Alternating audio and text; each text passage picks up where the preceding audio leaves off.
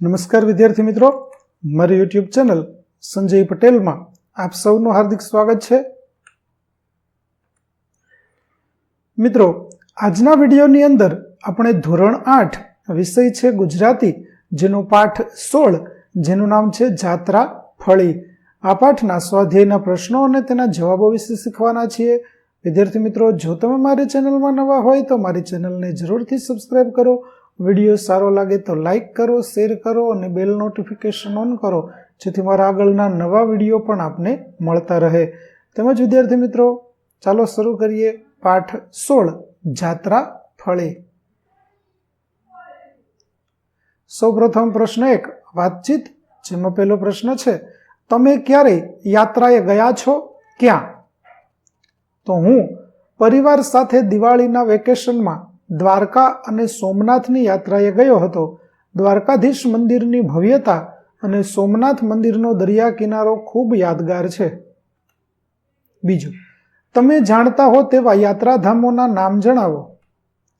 તો હું જાણું છું તેવા ગુજરાતના મુખ્ય યાત્રાધામો આ મુજબ છે, જેમાં સોમનાથ મંદિર ગીર સોમનાથ, દ્વારકાધીશ મંદિર દેવભૂમિ દ્વારકા, અંબાજી મંદિર બનાસકાંઠા, પાવાગઢ મંદિર પંચમહાલ, અક્ષરધામ મંદિર ગાંધીનગર, ડાકોર કૃષ્ણ મંદિર ખેડા વગેરે.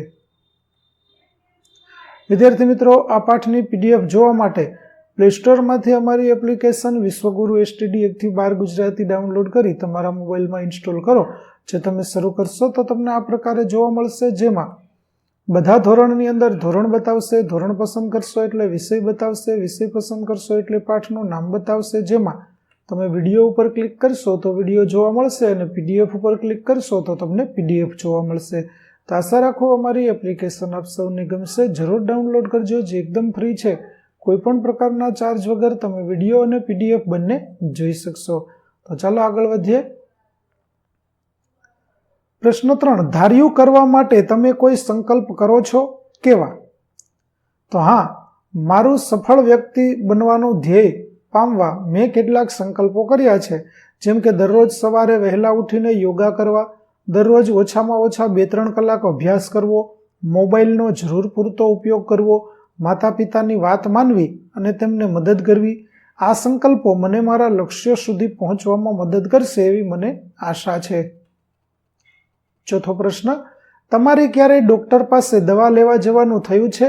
શા માટે?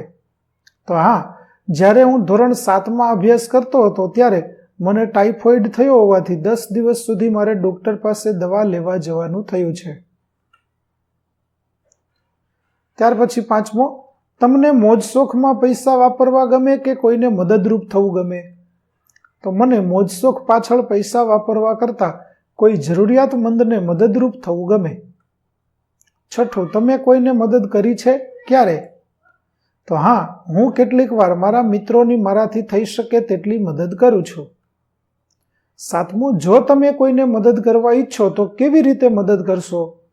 તો જો કોઈને મદદની જરૂર હોય તો હું આ રીતે મદદ કરીશ કે જો કોઈ મિત્રને અભ્યાસમાં મુશ્કેલી હોય તો તેમને જે તે વિષય અંગે સમજાવીશ. રસ્તા પર કોઈ વૃદ્ધ કે અપંગ વ્યક્તિને રસ્તો ક્રોસ કરવામાં મદદ કરીશ. મારા નાના ભાઈ બહેનને તેમનું ગૃહ કાર્ય કરવામાં મદદ કરીશ. કોઈને દુઃખી જોઉં તો તેમની વાત સાંભળીશ અને હિંમત આપીશ. મને લાગે છે કે નાની નાની મદદથી પણ બીજાને ખૂબ ફરક પડી શકે છે. ત્યાર પછી ઉદાહરણ મુજબ અર્થ આપી વાક્ય પ્રયોગ કરો. જેમ કે ફળદાયી એટલે ફળ આપનાર કે લાભદાયક. વાક્ય, મહેનત અને લગનથી કરેલું કાર્ય હંમેશા ફળદાયી નીવડે છે. બીજું, દુઃખદાયી એટલે દુઃખ આપનાર, પીડાદાયક. વાક્ય, મિત્રનો વિશ્વાસઘાત એ જીવનનો સૌથી દુઃખદાયી અનુભવ હોય છે.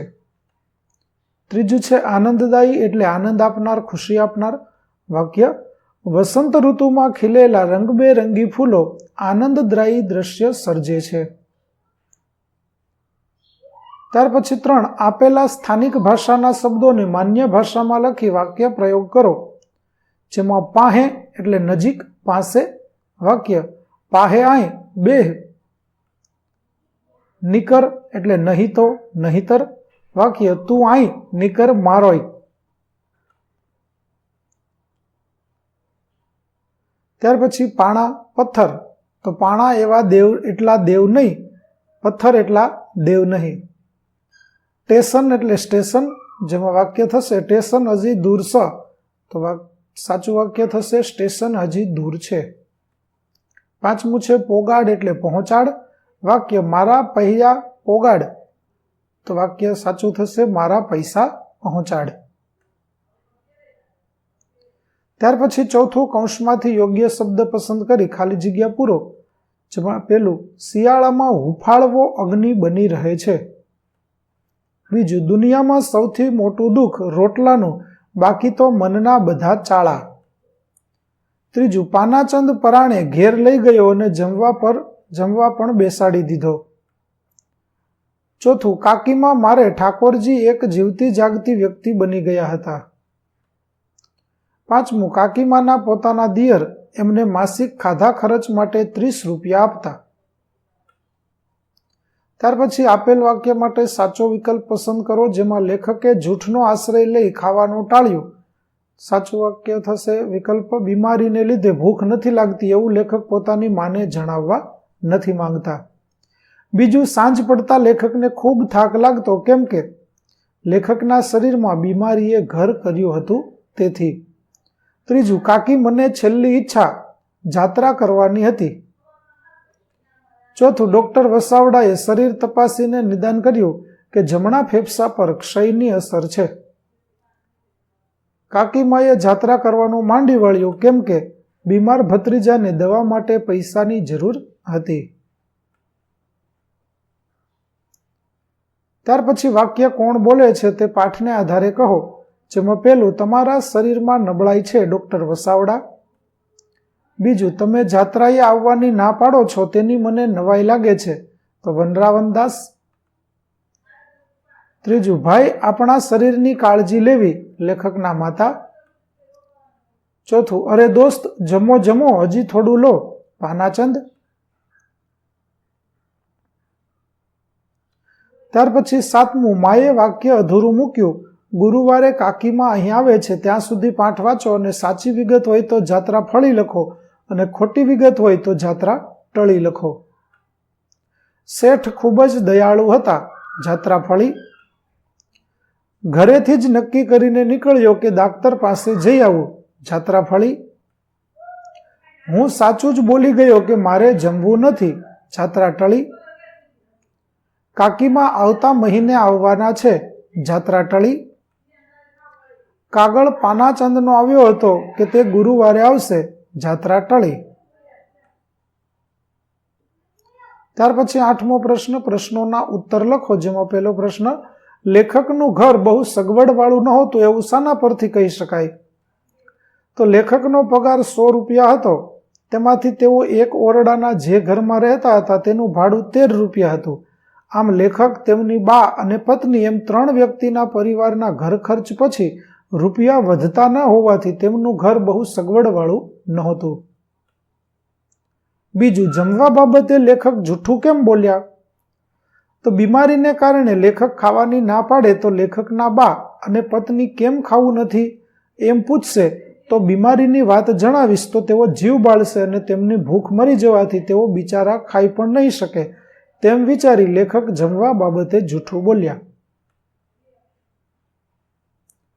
ત્રીજું, માએ લેખકને ડાક્ટર વૈદ્યને દેખાડવા કહ્યું, કારણ કે તો લેખક થોડા સમયથી સાંજે કામ પરથી આવે ત્યારે તેમનું આખું શરીર ગારા જેવું થઈ જતું, આંખો બળતી, માથું ભારે ભારે લાગતું અને ઘરે આવીને ખાવાની ઈચ્છા ન રહેતી, મોંમાં મોળ આવ્યા કરતી. શરીરમાં થયેલા આ ફેરફારો જોઈને માએ લેખકને ડાક્ટર વૈદ્યને દેખાડવા કહ્યું. ચોથું, ડોક્ટરની વાત સાંભળી લેખકની આંખોમાં જળજળિયા કેમ આવી ગયા? તો ડોક્ટરે લેખકને જમણા ફેફસામાં ક્ષયની સારી એવી અસર હોવાનું જણાવ્યું, જેની સારવાર માટે 3 મહિનાની રજા લઈને દવા શરૂ કરવાનું કહ્યું. તેમની સારવારમાં સ્ટ્રેપ્ટોમાઇસિનના 30 ઇન્જેક્શન, બીજી દવા અને સંપૂર્ણ આરામની જરૂર હતી. સારો ખોરાક, સારા હવા પાણી અને આરામ સારવાર માટે ખૂબ અગત્યના હતા. લેખકની પાસે રૂપિયાની પૂરતી સગવડ નહોતી અને તેમના શેઠ તેમને 3 મહિના રજા નહીં આપે તેમ વિચારતા તેમની આંખોમાં જળજળિયા આવી ગયા. 5મું, કાકીમાએ જાત્રાએ જવાનું કેમ માંડી વાળ્યું? તો કાકીમાએ જાત્રાએ જવાનું માંડી વાળ્યું કારણ કે કાકીમા લેખકના ઘરની પરિસ્થિતિ જાણતા હતા. તેઓ લેખકની સારવાર માટે 3 મહિનાની રજા તથા સારવાર માટે રૂપિયાની જરૂરને સમજીને પોતાની જાત્રાને માંડી વાળે છે અને તે રૂપિયા લેખકની સારવાર માટે આપે છે. ત્યાર પછી 9મું, પાઠના આપેલા વાક્યોને વિગતે સમજાવો. પેલું, આપણને ગરીબને તો કાયા એ જ મૂડી. તો આ વાક્ય એવું સૂચવે છે કે ગરીબ માણસ પાસે ધન સંપત્તિ નથી હોતી, તેની પાસે માત્ર તેનું શરીર જ એકમાત્ર મૂડી છે. તે પોતાના શરીરના શ્રમથી જ રોજીરોટી કમાય છે. આ વાક્ય ગરીબ વર્ગની વાસ્તવિકતા દર્શાવે છે કે શરીર જ તેની આજીવિકાનું સાધન છે. બીજું, શરીર એકવાર હાથમાંથી જાય પછી કાબૂમાં આવતા બહુ વાર લાગે છે. તો આ વાક્ય એવું સૂચવે છે કે એકવાર સ્વાસ્થ્ય બગડે તો તેને સુધારવામાં ઘણો સમય લાગે છે. શરીરની તંદુરસ્તી જાળવવી સહેલી છે, પણ બગડ્યા પછી સુધારવી મુશ્કેલ છે. માંદગી આવ્યા પછી સંપૂર્ણ સ્વસ્થ થતાં લાંબો સમય લાગે છે. આ વાક્ય સ્વાસ્થ્યની જાળવણીનું મહત્વ સમજાવે છે અને તંદુરસ્તી એ મોટી મૂડી છે તેનું સૂચન કરે છે. ત્યાર પછી 10મો પ્રશ્ન છે, આ વાર્તાને વર્ગમાં નાટક સ્વરૂપે ભજવો. તો વિદ્યાર્થી મિત્રો, તમારા વર્ગખંડની અંદર તમે આ વાર્તાને નાટક સ્વરૂપે ભજવજો. અને 11મો, મેં કરેલો પ્રવાસ વિષય પર નિબંધ લખો. તો અહીં વિદ્યાર્થી મિત્રો, મેં કરેલો પ્રવાસ તે વિશે એક નમૂનારૂપ નિબંધ છે તે આપેલો છે.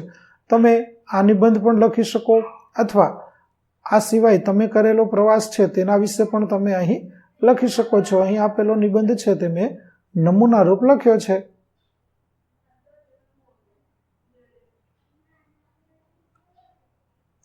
વિદ્યાર્થી મિત્રો, અહીં આપણો પાઠ 16 જાત્રા ફળી ના સ્વાધ્યાયના પ્રશ્નો અને તેના જવાબો પૂરા થાય છે.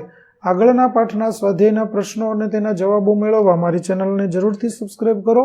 તેમજ PDF જોવા માટે પ્લે સ્ટોરમાંથી અમારી એપ્લિકેશન વિશ્વગુરુ STD 1 થી 12 ગુજરાતી ડાઉનલોડ કરો, જેમાં આપને બધા જ પાઠના વિડીયો અને PDFઓ બિલકુલ ફ્રીમાં જોવા મળશે.